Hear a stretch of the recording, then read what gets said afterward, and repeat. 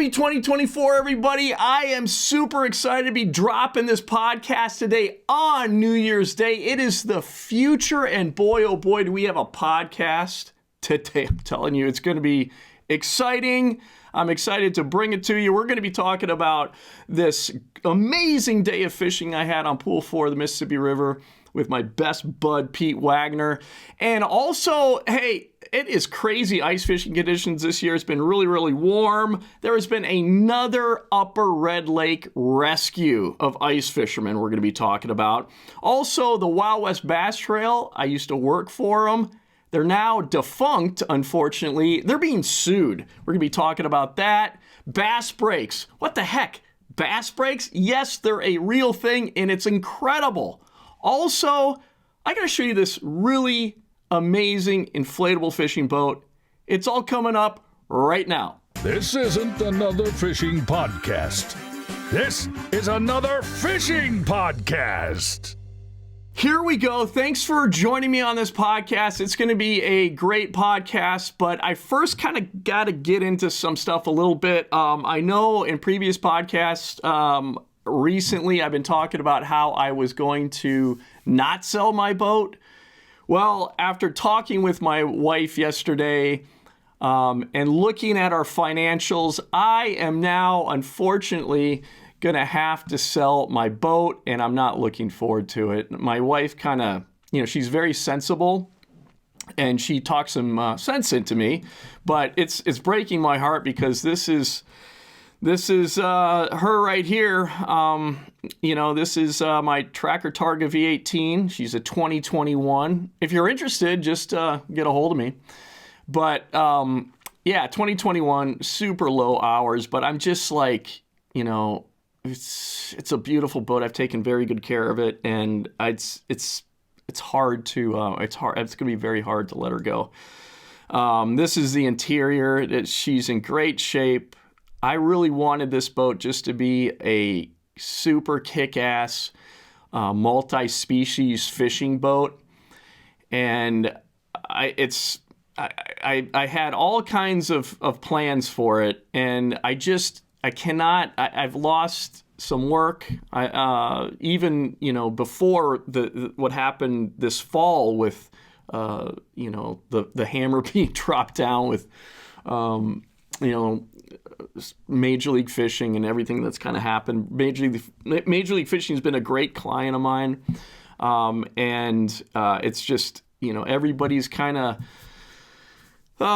getting lean, and so I have to as well. So it's just a bummer because I really had dreams of outfitting this boat as just an awesome multi-species fishing boat. Here's the back end of it. What a beautiful back end.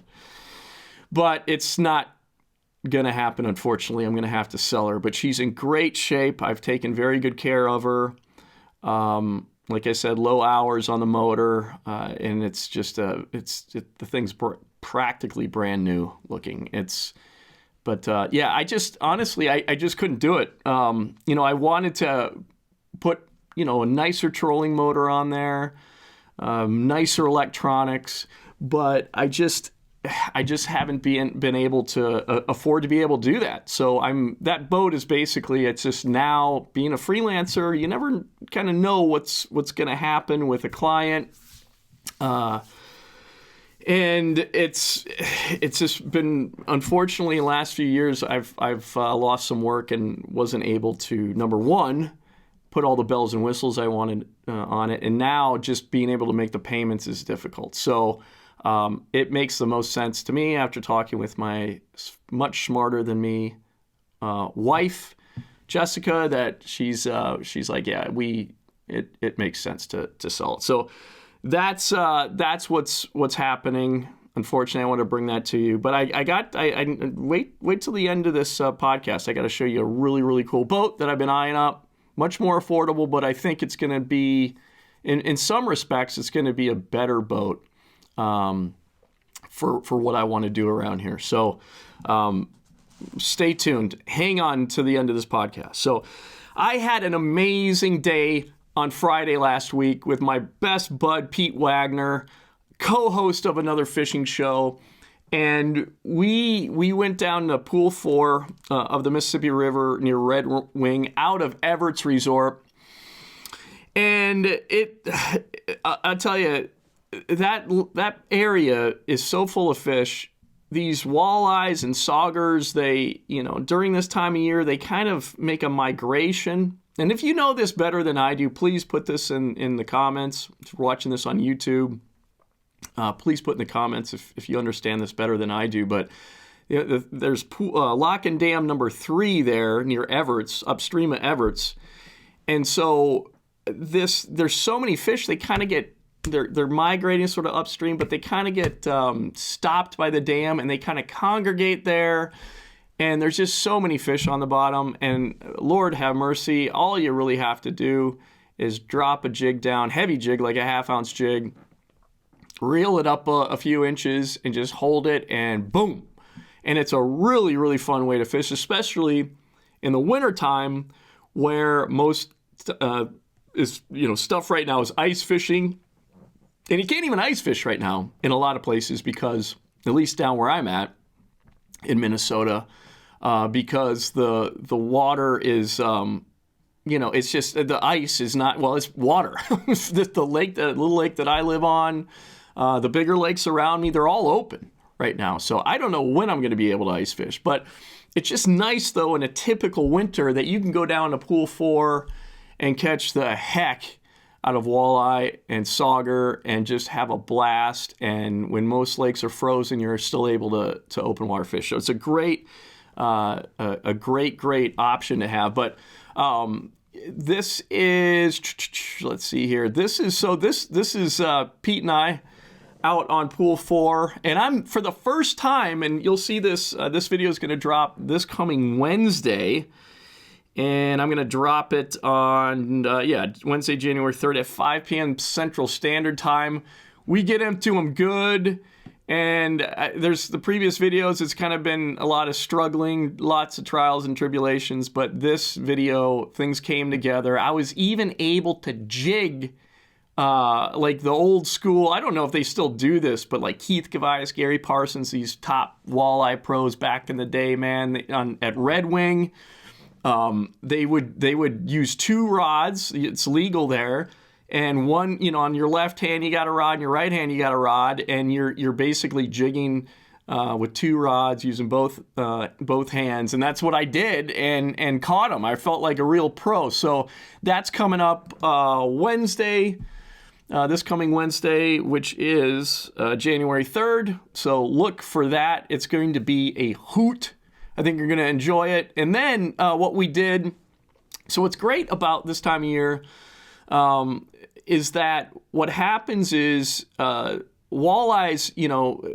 are nocturnal. I mean, of course, they bite in the daytime, but they really bite well at night.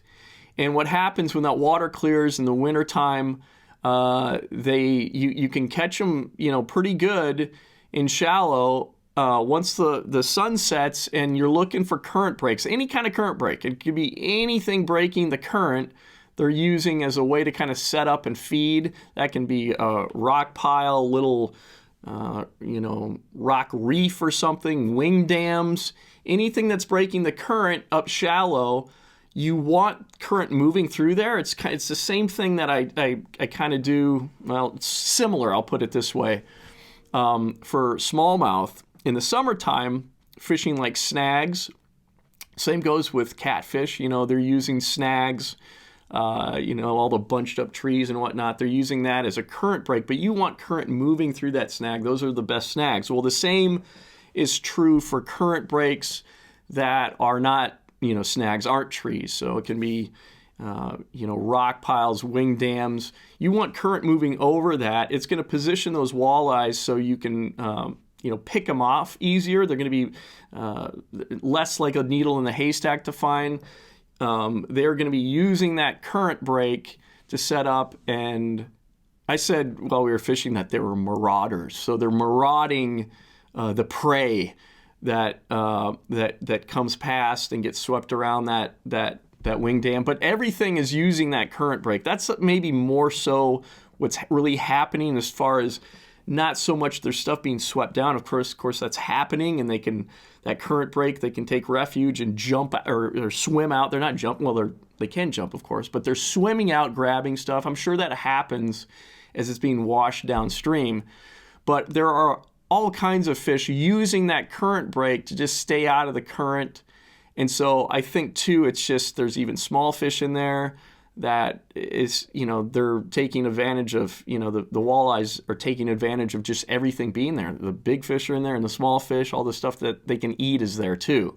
So I think that's a lot of it. So once we were done daytime fishing, we started a new video and went nighttime fishing for walleye. So and didn't have a whole lot of time doing it, but I would say it was a success. So that video is coming out on Friday, which is January 5th at 5 p.m. Central Standard Time. I'm going to get some water here to wet my whistle. So yeah, it's a fun thing. You gotta be brave. It's gonna be very cold, but we had a great night. Not a stitch of wind. Just a beautiful night, beautiful day turned into a beautiful night.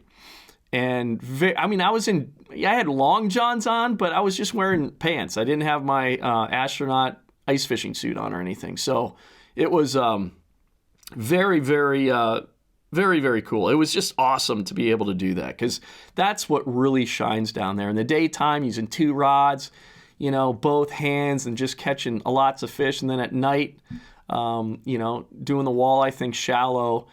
I'll go into specifics in the video, but you're basically, if you want to learn how to do that, I talk about it in the video. So keep that in mind for this coming Friday. And it was a fun video. So this is the tough part now is like, what in the world am I going to do to fish? I have no idea. So I looked at the long range forecast, and this is what I was worried about. So this time of year, you always have to be very, very concerned that winter, if you have a nice stretch of amazing weather like we've had, well, at some point, winter is going to show up. And so I've just been looking at the long range forecast, for like 3 weeks, just maybe even longer than that. And it's just been amazing. The long range forecast has been like 30s, 40s, 30s, 40s for highs. And that is just unheard of this time of year. Well, looking at the long range forecast recently, it looks like winter is showing up, which is fine. But the problem, I'm fine going ice fishing, but the problem is all the lakes are open near me, and it's going to take some time to get fishable ice, safe ice again. So I'm like, how quickly, it looks like, I have it written down here as far as what the long range forecast. I'm thinking it's basically, so the cold air moves into my area on Wednesday, and then the warmest day in the long range forecast is 27 degrees, okay? So that is not, if I go out fishing for smallmouth, not too far from here on the Mississippi, it's very similar to the Red Wing thing. Behind a warm water discharge, nuclear power plant, it keeps the stretch of river near me open all winter long. But you really want to do it if it's 30 or above and like no wind, right? And I don't see that really. I may try to do that this week, just freeze my cojones off and just do it. But it's gonna be cold. And then Red Wing, I just think and the thing about Red Wing too is that, and this is a huge thing, the reactors are turned off for, I guess, maintenance. So there is no warm water coming out of that the warm water discharge there.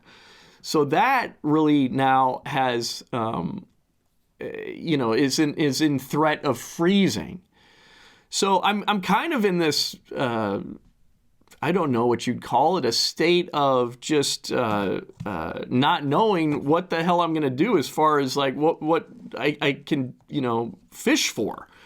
So I'm thinking I might just, brave the elements and, try to, the hard thing is when it's below, if it's a little bit below freezing and there's just, it's just all your guides freeze up. It's very difficult. So you want to be like 32 and no wind. 30, 32, it's doable. And I just don't know if I can do that. And I think that unless we get another stretch of warm weather here, that in January, I think the walleye thing, the red wing walleye thing might just be done. So got to keep an eye on that. But these are really, this is what I struggle with. I'm also thinking that ice fishing. I really enjoy ice fishing, but I'm not going to risk my life doing it. And so I'm like, how quickly can these lakes freeze and I can do the ice, get on the, it's January.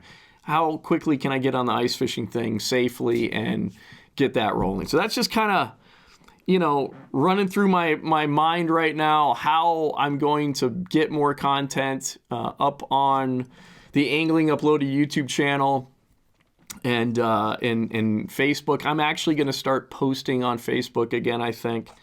But it's just like, you got to get content out, and it's a weird winter so far. So, how long before I can ice fish? That is the question. But let's turn to fishing news now, and boy, do I have some fishing news for you guys. I am very, very much intrigued by this. Actually, let's do this first. This is I almost forget about this. So, as I've stated, we have had like really warm weather, and all throughout the state, it's been warm. Really crappy ice conditions, and Upper Red Lake, which is this bastion of incredible fishing in Minnesota. Everybody heads up there. The crappie fishing's amazing. The walleye fishing's amazing. But this year, the ice is not freezing very well. And it's a big open lake, so wind can affect it. It's hard for it to freeze really well. And so there's just been countless people stranded this year. It's just like, it's ridiculous. And it happened again. This happened last Friday afternoon. Upper Red Lake, this is in Minnesota, okay? And so this is from CBS here in Minneapolis. This is getting crazy. After repeated ice rescues, authorities in northern Minnesota are stepping up restrictions and safety measures at a popular fishing destination. The Beltrami County Sheriff's Office says vehicles are no longer allowed on the ice at Upper Red Lake. That includes ATVs and snowmobiles. This drone video from this morning shows the uneven conditions there on the lake. The new restrictions will last until authorities determine that it's safe. That decision comes after at least 5 ice rescues there in just the last 2 weeks. Last night, 122 people had to be rescued. That includes 4 people who fell into the water while trying to rescue them on their own. WCCO's Jason Rantola talks with one of the professionals leading the rescue operations and a resort owner who says the ice is so unsafe, they've shut down their water access. When we get calls like that, you're always preparing for the worst. Rick Thayer is the chief for Kelleher Fire and Rescue. The 24-member volunteer fire department is not far from Upper Red Lake. We got dispatched that call. We had word of about 100 stranded across on a broken sheet of ice. Thayer says 15 of his department's firefighters, joined by a handful of Beltrami County Sheriff's deputies and members of the DNR, used their boats to rescue all 122 fishermen stranded on a piece of ice separated by 30 feet of open water. We just kind of started a shuttle service across as safely as possible for everybody. Before help arrived, bystanders tried to rescue people with a canoe. I couldn't breathe. No, he went underwater a couple times. Tiffany Lentz says a 6-foot crack grew to the size of a river. They told them to get off the raft and Tony fell in. Yeah, I did. So then my dad jumped in after him to try to save him. And everybody there, they all just worked together to try to get Tony and my dad out of the water. Oh, yeah. But it was scary, wasn't it? Oh, yeah, it was. The sheriff's department says 4 people fell in.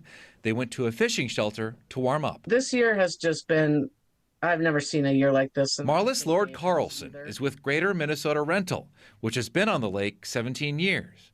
But for almost a month now, they've closed their lake access for safety reasons. There's a lot more open water out there than I have seen in the last couple weeks. While Carlson is hopeful for a cold snap, We're just not able to feel safe with our anglers to be out there. the fire chief is thankful no one was hurt. I just wanted to tell everybody that was on that scene with us last night. They do an excellent job. They're great to work with. Jason Rantala, WCCO News. Carlson says if you do choose to head out on the water, go in the morning. It's easier to spot open water and breaks in the ice during daylight hours. Well, there you go.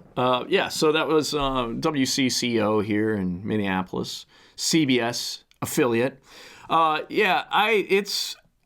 totally get it. The fishing is so darn good up there. You know, I understand why everybody's excited, but wow, that lake this year is just out of control. There's planes that are landing to go ice fishing, and they're going through the ice, and it's just like one thing after another.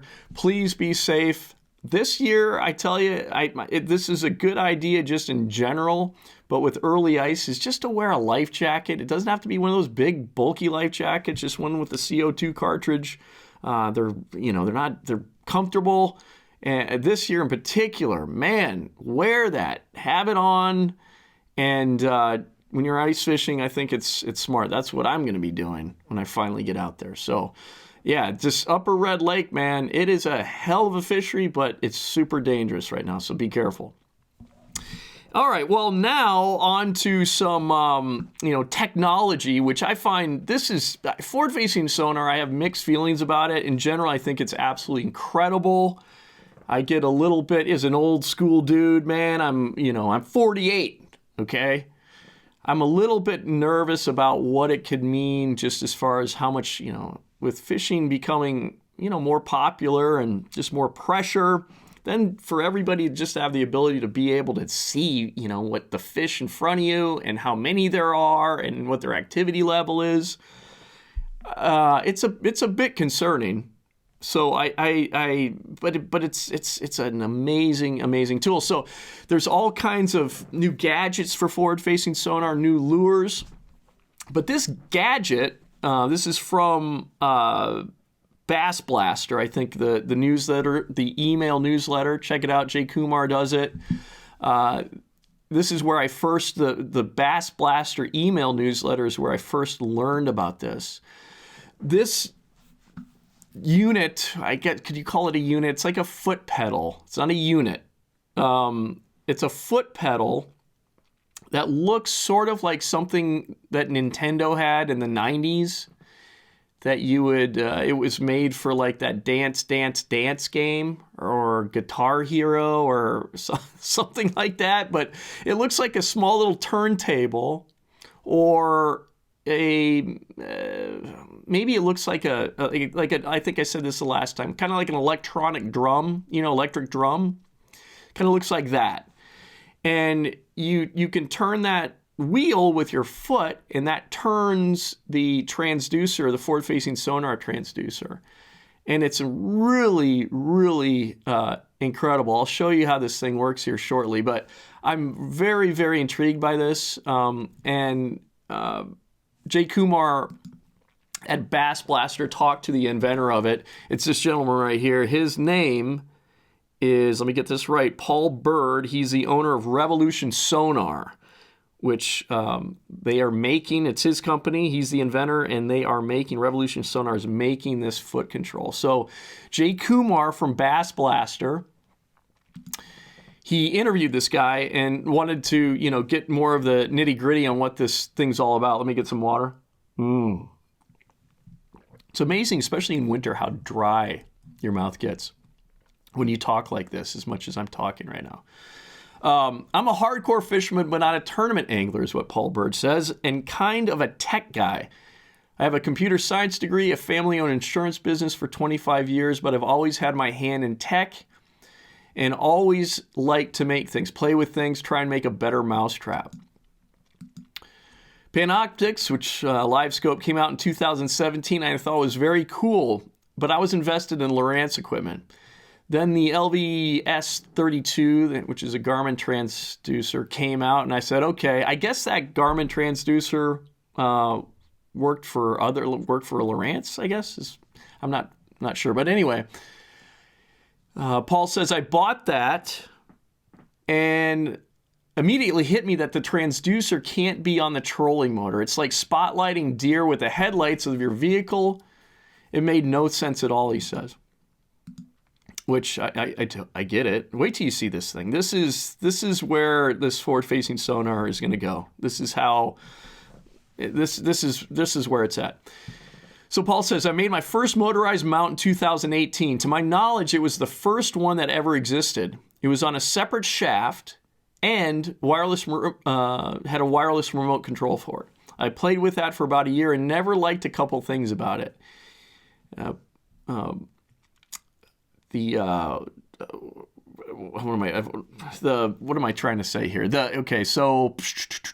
So he went through this. He went through the frustration only having a left and right button, L and R buttons, left and right buttons, drawbacks of having shaft motors of various speeds. So it was obvious to me that something else had to come out. Another thing was the separate mount. While it worked well, you had this whole other assembly you had to deal with. So every time you stopped to fish, you had to put that out.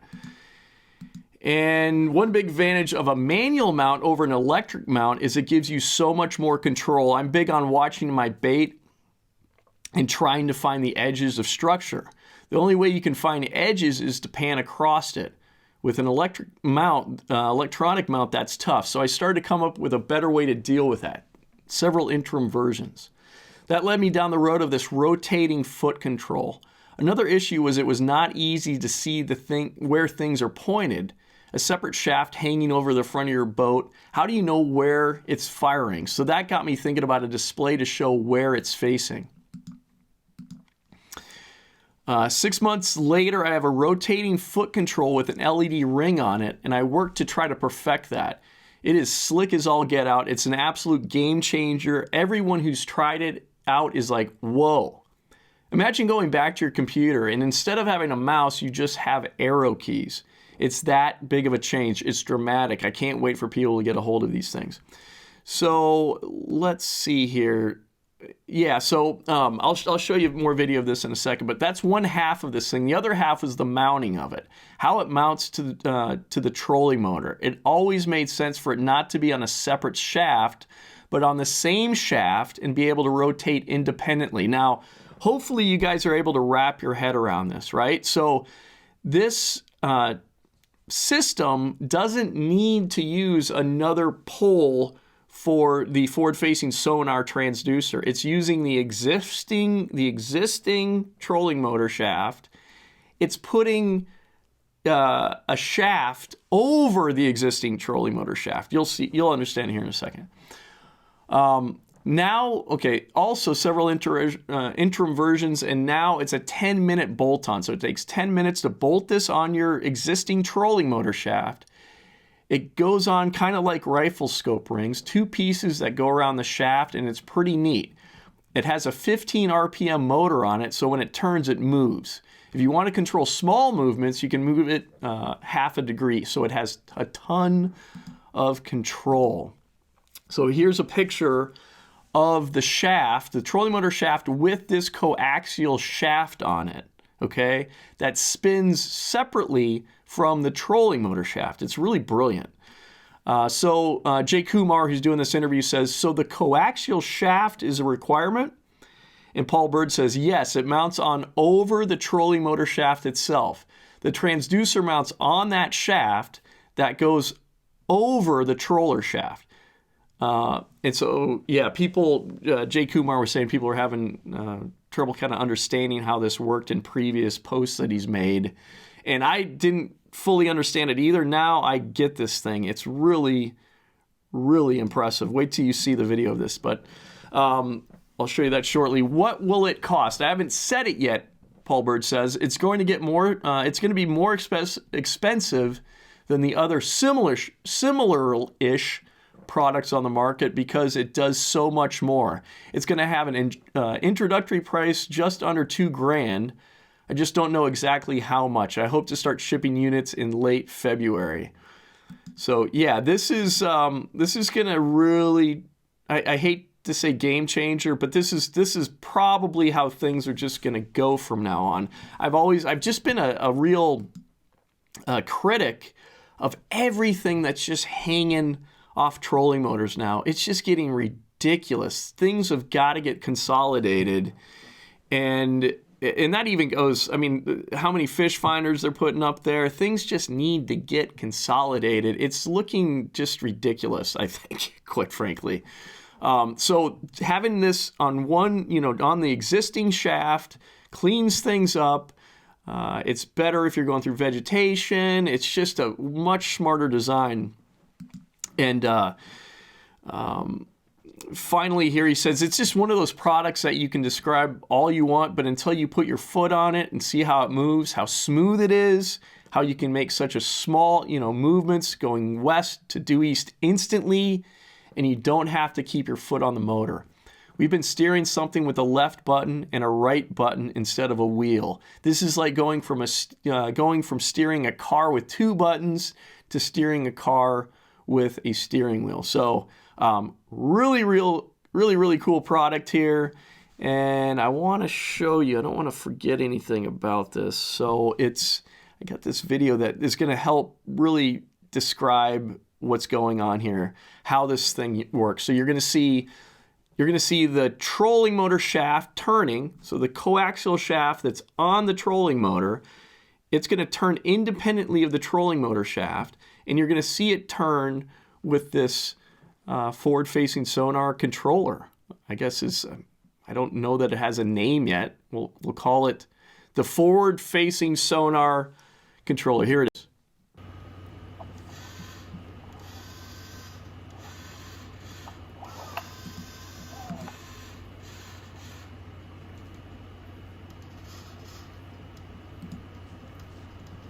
It's really impressive. It's just like the guy's,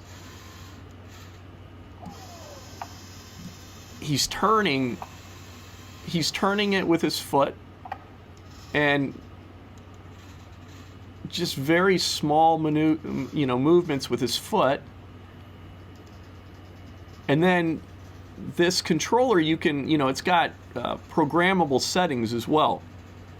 So you can program all the settings that the existing, like if you have a Garmin, or they've got all their different settings, you can program that into this controller. So not only are you getting, very just precise movement with the transducer, you're really able to dial it in very good, very incredibly well. I'm going to start this from the top again.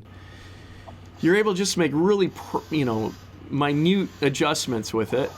And the way that the controller has LED lights to show you where it is pointing, so you'll know where in relation to you the transducer is pointing. But it's a great design. I think it's going to take the bass fishing world by storm, I'm pretty sure. And also, I'm very sure that someone's going to buy them out. And it'd be very, very interesting what that number is going to be to buy this technology that this guy's invented. And so he's showing now, too, with the foot control, how it can be pre-programmed to do sweeping. So it's sweeping right now, just not even touching anything. He's got a setting on there that can just do a sweep of, let's say you're fishing a big rock pile. You want to sweep the rock pile in front of you. It's programmable, so you can make it. You can sweep across that rock pile and see just precisely what's going on there. So I think this is going to be likely how I would say forward-facing sonar, how that transducer. I think it's going to be the preferred way. The standard, I think there's a good chance it'll be the standard, this kind of way that this guy's invented, Paul Bird here. This is going to be the standard, I'm going to predict, of how forward-facing sonar, how you're going to be able to really dial in, and just be more accurate with imaging what's out in front of you with forward-facing sonar. I think this is going to be the standard from now on. That's my bold prediction. Starting, you're going to see this in 2024. Everybody's going to want this on their boat. And then one of these big electronics, fish finding companies, Humminbird is gonna buy it. I have no doubt. And what is that price going to be? So that's super cool. I think that's all I wanted to talk about with that. And so, still on the whole forward-facing sonar topic, I'm just intrigued with all the new lures that are coming out. I talked last week about the Power Switch, the Berkley Powerbait Power Switch, which is their new lure that's specifically designed for forward-facing sonar. I think it's a really cool bait, and there's another really cool bait that I want to talk to you guys about. And this is also from Bass Blaster, and it is called the Jewel Live Spin. And it's just these lures are basically they're just a little bit like. Well, they're unlike anything that's maybe been out there before. And this is from Jewel Bait Company. This is called let me get this right, their Live Spin is the name of this. And that's kind of a funky looking lure. Let's not kid ourselves. If you're just listening to the podcast, this kind of looks like a spinnerbait. It's got the arm like a spinnerbait.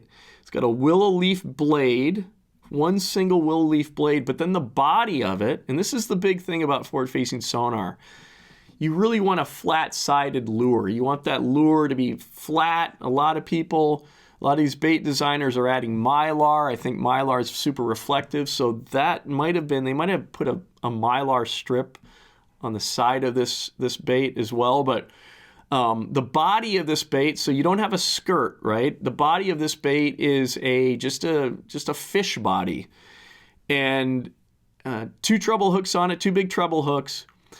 That blade on there is actually when you cast out, you see some fish in front of you with your forward-facing sonar, you cast out to them, and that blade kind of just helps. Not only it's going to attract fish, but it's also going to, it's going to kind of help you get the, depth control. What am I trying to say? Depth control, with that blade, it's a little bit easier to control the depth with it and keep it at the depth that the fish are at. So really interesting looking bait. I don't know that it's the prettiest bait I've ever seen, but if the thing works, why not? But I just like that there's all these new lures coming out specifically designed for forward-facing sonar. And here we go. Hey everyone, Travis Harriman here, Burtis Jewel Rods and Jewel Bait Company. It's a beautiful fall day on Table Rock. Yeah, so this is a video I took from Instagram off the Jewel Bait Company Instagram account here. They had this video up, and this is a guy. He must be a guide on Table Rock Lake, but he just talks a little bit about this bait. I want to show this to you.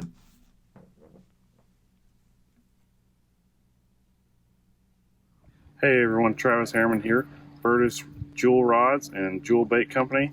It's a beautiful fall day on Table Rock. Thought I'd give you guys a few quick tips to help you put more fish in the boat this fall. So this right here may not look like much, but this Live Spin is a money maker in the fall. These fish are feeding up heavily on shad right now, and as you can see, that is exactly what this thing imitates. It's a 1 ounce bait. I'm throwing it here on the Burtis Jewel 7-foot Game Changer rod. I've got 15-pound fluorocarbon on here. This rod allows me to get that bait out there. It's 1 ounce, like I mentioned. This thing will get down there to the fast, quick, fast, and in a hurry. The blade helps keep it at that depth level that you want to keep it at in front of those fish. And it looks just like everything that they're eating right now. The shad are small, so you've got the small blade, the small bait. They really cannot resist this thing in the fall. It's a great all-year bait, but especially in the fall when these fish are running around chasing all these shad. Great bait. Puts it in their face, and they don't let it sit there long because they eat it.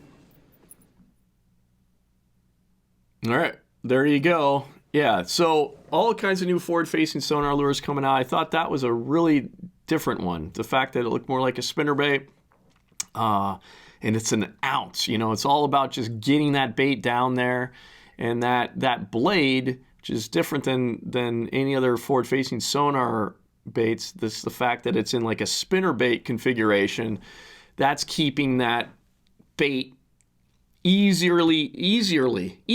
I'm making up words now. You have an easier time holding that bait at the right depth where the fish are at because of that blade just fluttering. And so I thought that was a cool concept. I've not seen that.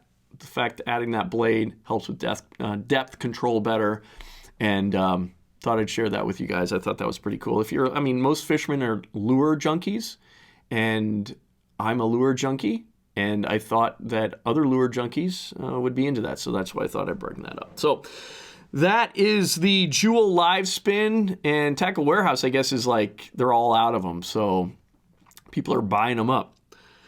Okay, so moving on. This is quite interesting. So the Wild West Bass Trail, I used to actually MC that for them. Wild West Bass Trail. They're based, surprisingly, I know this is amazing. They were based out west, and had a great time. I think it was like a 2 or 3 year stretch that I was doing it, something like that.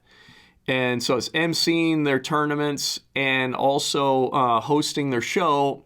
Had a fantastic time. It was so much fun. I've done some emceeing before in the past. It was great to MC again and just get, confidence doing that again. And really towards the end, which was unfortunate, like I was just really feeling good about my emceeing skills, and COVID hit. And it was kind of, they had to, Wild West Bass Trail financially just had to, they couldn't justify having an MC. And so they had to let me go, and it was disappointing, but it was a great time. It was great to be back on stage, and also just hosting a show. I've done some hosting in the past. So it was a great time. I have nothing bad to say about Wild West Bass Trail. I'm sorry that they went under, and I'm sorry really for the anglers. I got to know a number of the anglers, and great people out west, great fisheries. I'll say this until the day I die. It's such a travesty that these national trails are not getting out there. These pro trails. I know this is a big country and it's a lot of work to get out there, but it is a problem in bass fishing and pro bass fishing that, in my opinion, some of the best fisheries are out west that are not getting. It'd be like like baseball, a legendary baseball field. And maybe let's do golf. Golf is better. Imagine like this amazing golf course. Like this legendary golf courses in an area that, and you're setting up your schedule, your professional PGA schedule, and you're like, no, we can't go to all those amazing professional golf courses because they're just too far away. That's what's going on in bass fishing with the West. And so it's really, really unfortunate. Great anglers out there. That's the other thing. There's phenomenal anglers out there, phenomenal fisheries, the most beautiful fisheries in the country. It's just a travesty that, there's not, that just is not, like, it's just in professional bass fishing it's just people, we're not getting out there. That's, to me, is a real issue. But it is what it is, as they say. And I wanted to bring this up because I found this. So I learned about this in Bass Blaster, but this article is in, where is it here? It is in, I believe the name of this, this is called thebasscast.com, is where this article is on the what's happening is I'm getting all tied up here. They are being sued. Wild West Bass Trail is being sued by Bridgeford Foods. Okay, so it's always like, as you get some like life experience, it's always so amazing. Especially like for me, I've worked with these. I've done enough now. I've got enough life experience to be where I've worked with companies and everything's going great, and then financially something happens and then they're out of business. It's just I've I've lived long enough to see just how fragile business can be.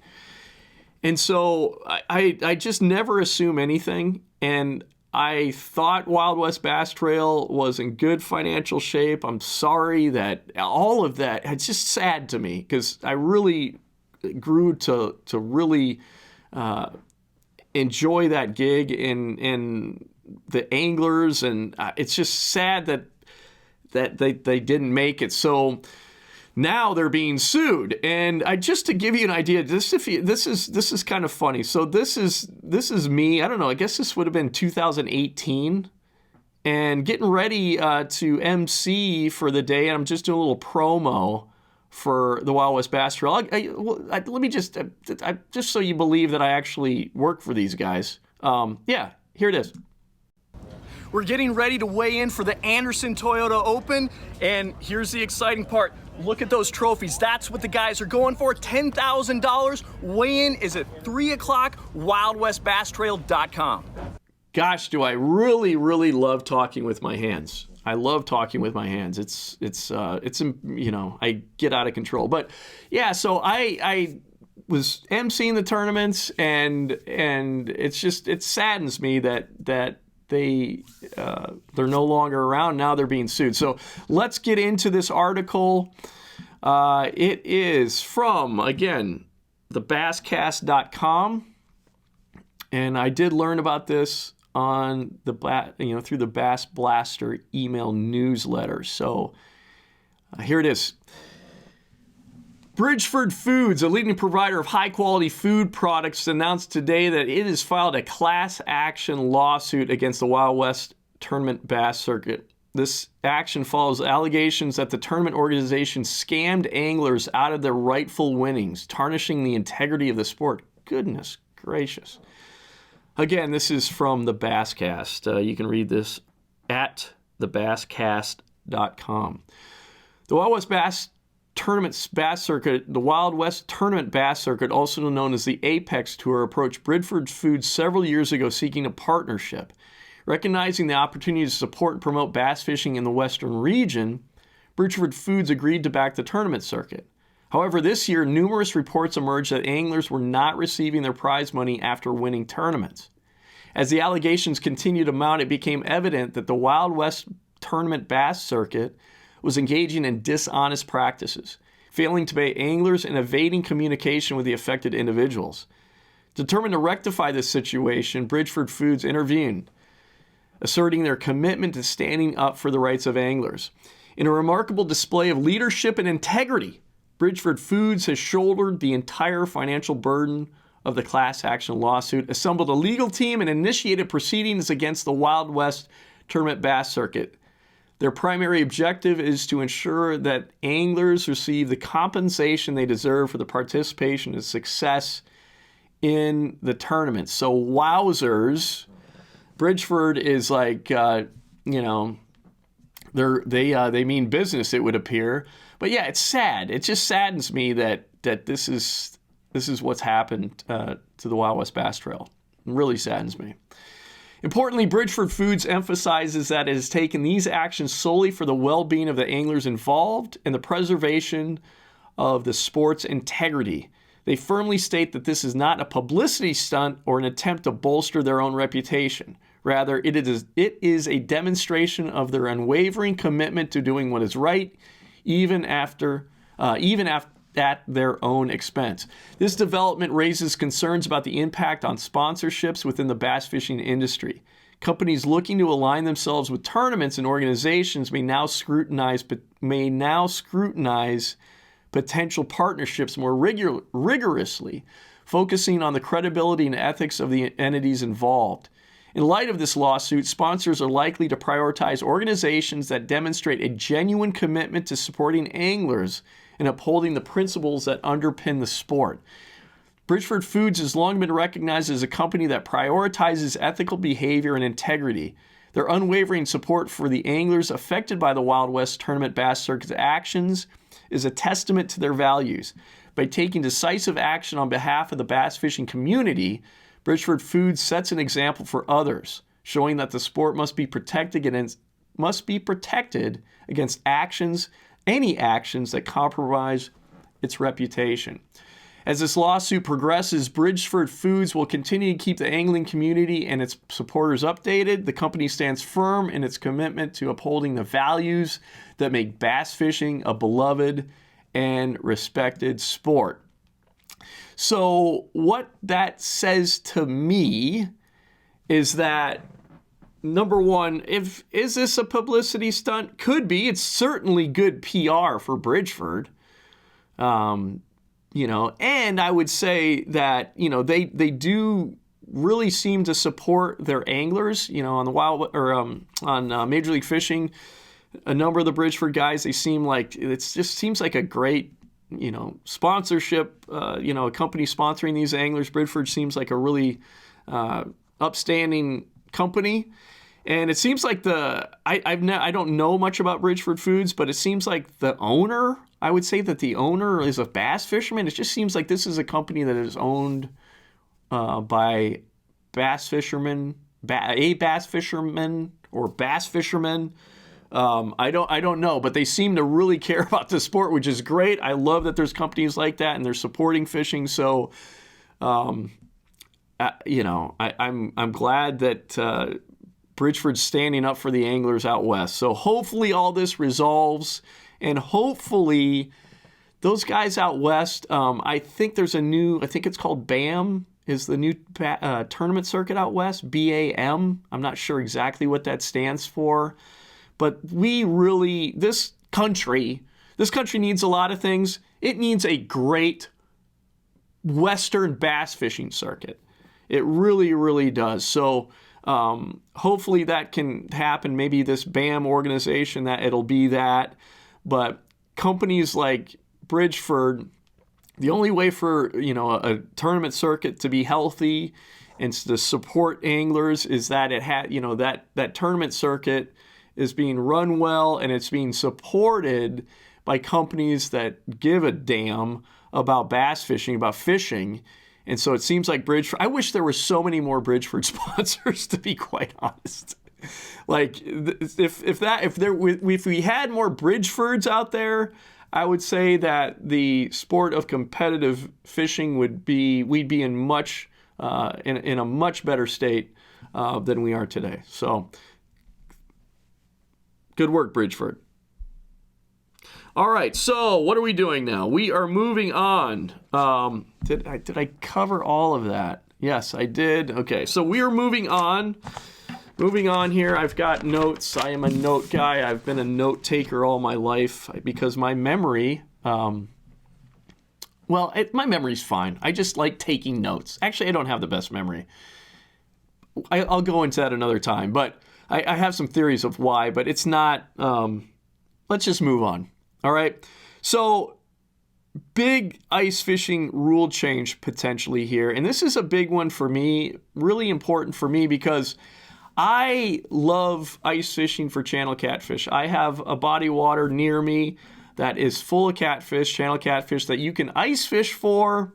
And now they are getting bigger, which is awesome. And the problem is that in ice fishing, if you're not familiar with ice fishing, you can use two rods, okay? One rod is typically called a dead rod. You just set it down there, use a little bobber, set your line depth.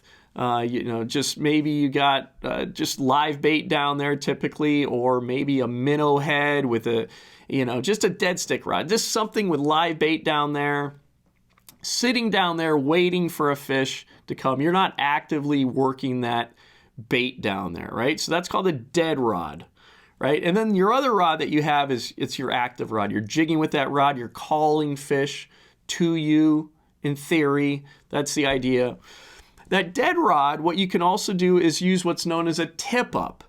Okay, so a tip up, it's just, you're not using a fishing rod necessarily. You're just using a line that's baited, live bait, put it down the hole. You set up this like it's like a flag on a spring, and when a fish grabs your offering, the spring gets activated, triggered, and now you've got this flag, flying, and it shows that you have a fish on, and you can go run and get it. But the problem with that, fishing that way, a lot of times when you finally get over to the fish, and you set the hook with your hand lining it, and you set the hook with your hand, that fish has already got that live bait down deep. So this is from Target Walleye. Check out the Target Walleye email newsletter. I get so much information from these guys, from at Bass Blaster. That's Jay Kumar. Target Walleye, they're working for the same organization, basically. Target Walleye, Brett McComas is doing that end of things. And those guys are scouring the internet. I can scour the internet somewhat, I find some fun stuff to look, but those guys, I'm really relying on them for my fishing news.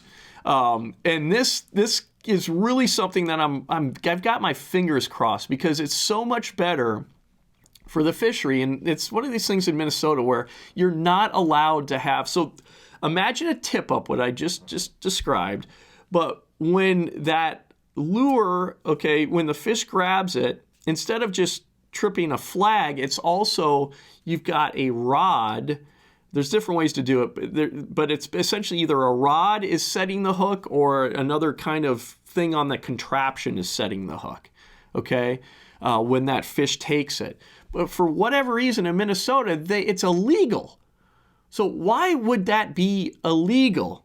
Because it's the fish is taking the line or taking the offering, and then that contraption is then setting the hook. You're not getting a deeply hooked fish that way, but for some stupid reason here in Minnesota, that is illegal. So this is from Brett McComas at Target Walleye. He has given me some hope here.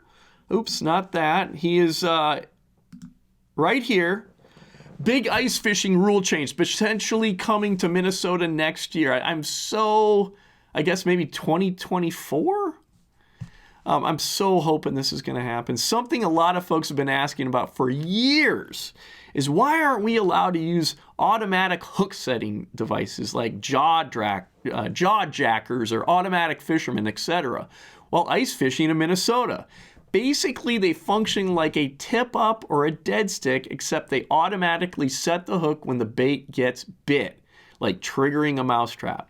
In my experience using them in other states, fish are almost always hooked in the lips and primed for a healthy release. Whereas it's super common for tip up fish to be deeply gut hooked and come up bleeding before you ever even touch them. So I recently came across a post on the Minnesota DNR Facebook page announcing the new 2024 regulation books, and saw a comment that instantly caught my attention. So I so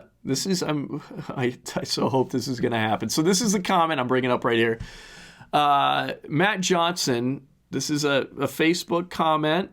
Matt Johnson is asking this comment on this Minnesota Fish and Wildlife Facebook page: why are auto spring-loaded hook setters illegal if they lip hook when regular tip-ups gut hook the fish? So let me read it again. So Matt Johnson is asking, why are auto hook setters, spring-loaded hook setters, illegal if they lip hook when regular tip-ups gut hook the fish?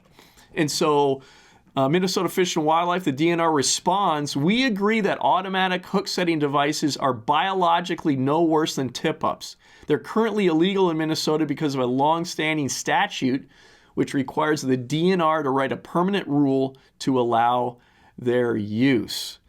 So hopefully we are getting to a point where Minnesota is going to start allowing for automatic fishermen. It's basically, it's a way to remotely, when a fish bites the bait, trigger and set the hook, so you don't have to, run over to the tip up, set the hook while the fish has already got in its gut, the bait in its gut.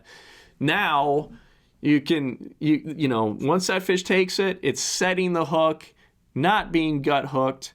Fingers crossed. I want to be doing this for catfish through the ice And, especially with catfish, they can get gut hooked really easily.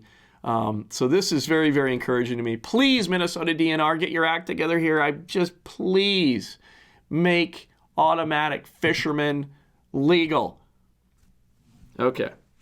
All right. So that is, make sure I don't have any video of that. No, but boy, do I have, wait till you see this.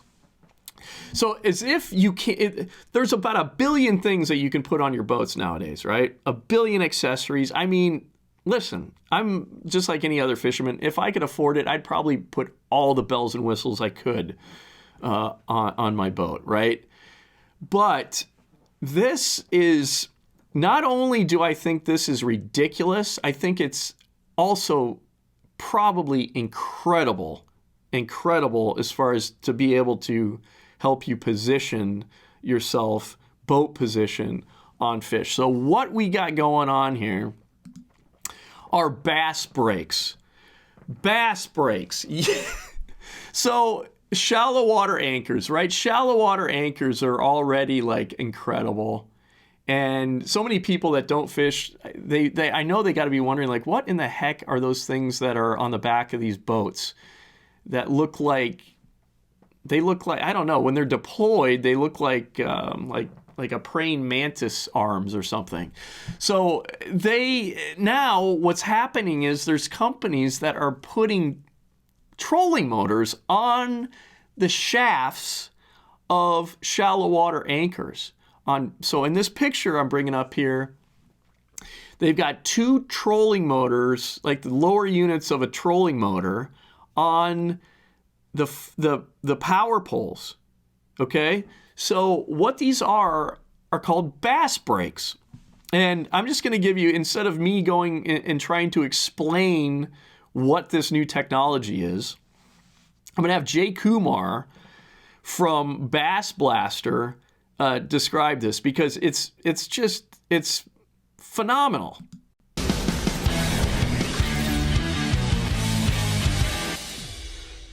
Hey everybody, this is Jay Kumar, the Bass Blaster, and this is your Seafoam Top 5 of the week. Number 1.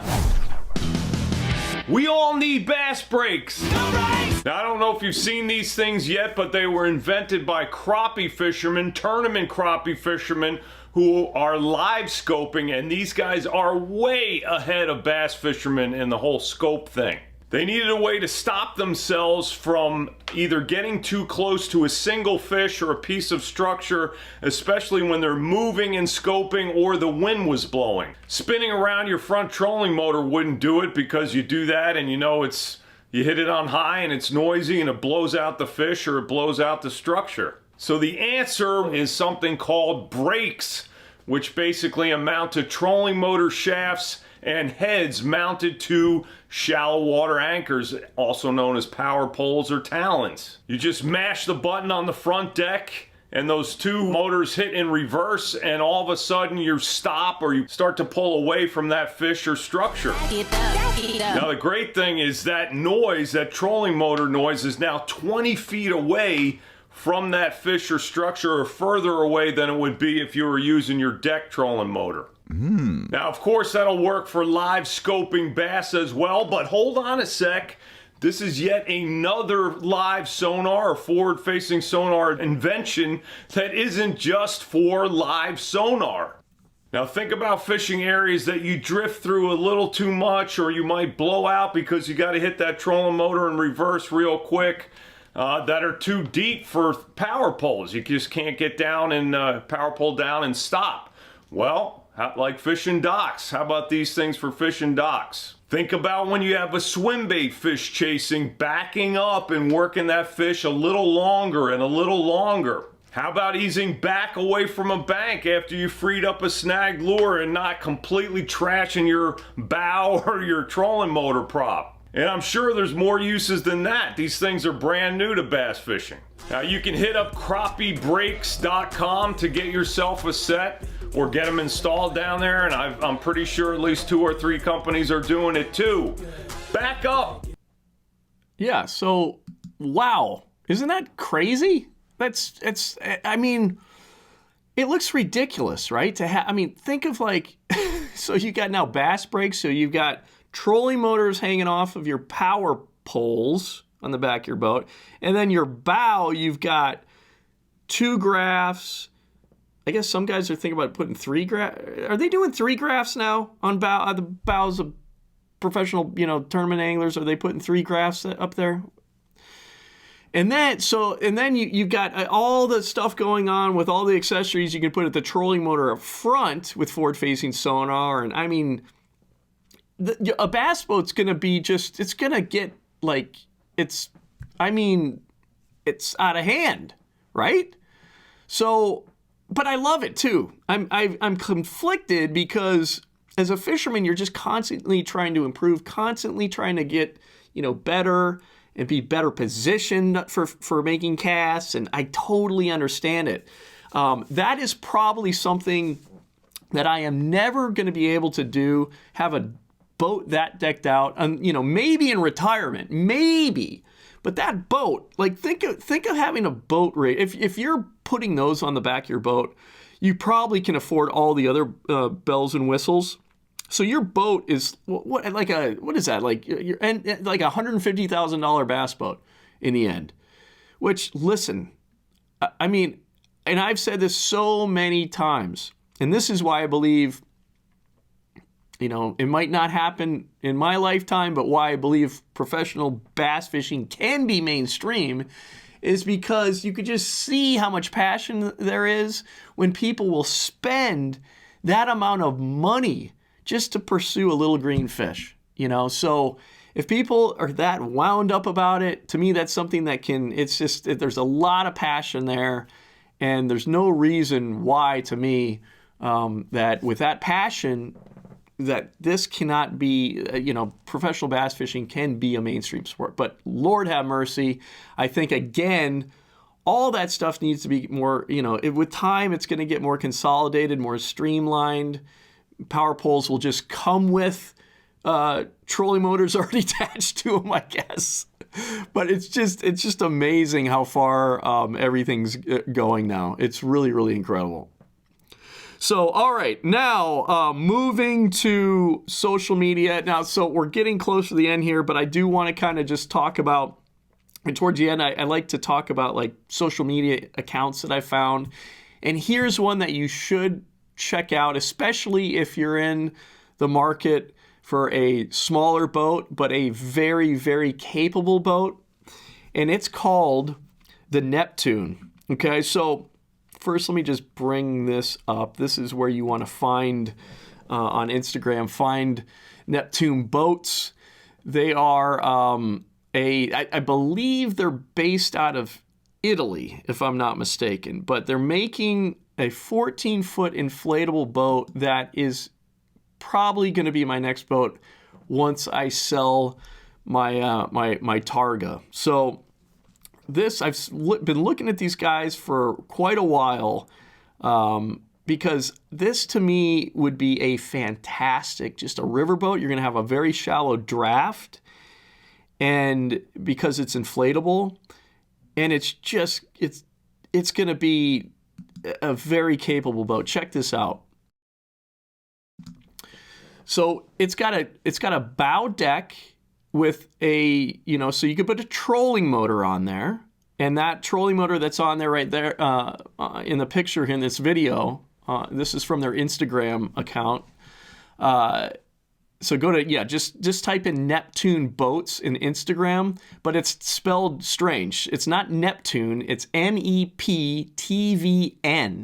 NEPTVN is how you spell Neptune. Okay, this is how they're spelling Neptune, this company. So important you get that. NEPTV, not a U, VN. So there's a bow casting deck, trolling motor, XI5 that you can put on this, Motor Guide XI5, GPS, anchor, all the bells and whistles, with the new trolling motors out there that this thing, you can put on there and just spot lock, all that fun stuff. Console, and, the fish finder at the console. And then you could put, there's things that you can mount on the sides of it, like a camera pole. You can put a forward-facing sonar pole on there. I think it goes up to a 20 horse that you can put on this, if I'm not mistaken. I'll show you another video here. Obviously, there's no one in it, but it's being remote controlled. That MotorGuide XI5 is being remote controlled. And it's just a very, very cool boat. I mean, it looks like, I think that's a 9.9 on there. So maybe the max is a 9.9 outboard on it. But you can have an electric outboard. There's all kinds of great electric outboards coming out now. Mercury's got one, but a bow casting deck. You have a transom casting deck. That console is really cool. You can put the fish finder, your main fish finder, or just, you can have two fish finders, but you have a fish finder back there, a fish finder up at the bow. Very, very capable boat. I think it's going to be awesome for the Mississippi River for smallmouth bass. It's going to be a great river boat. It's got a shallow draft. That inflatable is going to come over stuff really well. If it gets really shallow, I can drag it over things. It's going to be a great river boat, but I can take it on smaller bodies of water, lakes. I think it's going to be a very, very versatile boat. If you're in the market for a smaller boat, I think, this is where it's at. I've looked at a lot of boats. This is going to replace a kayak. I won't need my kayak after I get this. So this is my plan. This is what I'm going to get after I sell my Tracker Targa. I'm excited about it. I don't want to sell my Tracker, but this boat I think is going to be really capable, because not only is it going to be a boat that I can use for smallmouth on the Mississippi River, I can use it for, catfish on the Minnesota River. It's going to be a boat that's really going to shine for rivers, I think. And the fact that it's got, you could put a trolling motor up front that's got, spot lock, and it's gonna be more affordable, number one for me. But I think it's going to be able to do more than what my bigger boat is able to do right now. So I don't want to sell my bigger boat, but I'm excited that once I do sell it, that Neptune is going to be the next boat on the horizon. So I just want to, before I wrap this up, but first and foremost, how to find us. If you're listening to this podcast, you can watch the video podcast on our YouTube channel. Go to Angling Uploaded, search Angling Uploaded on YouTube. You can watch the video podcast of another fishing podcast. And then also Instagram. You can find us on Instagram, Angling Uploaded. And then I think I'm going to start uploading again to Facebook. I have a Facebook, Angling Uploaded Facebook account, but I haven't posted on there for a while. I think I'm going to crank that back up and start posting on there. Podcasts, obviously, if you're listening to this, you found us in the podcast realm. We're available. If you are just watching the video podcast here, you can listen to this audio podcast on any of the major podcasting apps. So feel free to listen. If you can't watch, if you're watching this now and you just want to listen, that's a great way to just go to Spotify, any of them, Apple Podcasts, we're on there. So but I just want to kind of give my final thoughts for 2023. Right, this has been a difficult year in many respects. Especially the fall got really kind of tough. I lost my beloved miniature dachshund Cinnamon, and then Wild West, not Wild West, but the Major League Fishing. Unfortunately, a lot of work there. They're, as I've said in earlier podcasts, they've had to, and I'm sure if you follow bass fishing, they've had to really tighten up things there at Major League Fishing. So I've lost some work with Major League Fishing, but I want to thank Garrett Dixon. He's a photographer. He does a lot of bass fishing tournaments.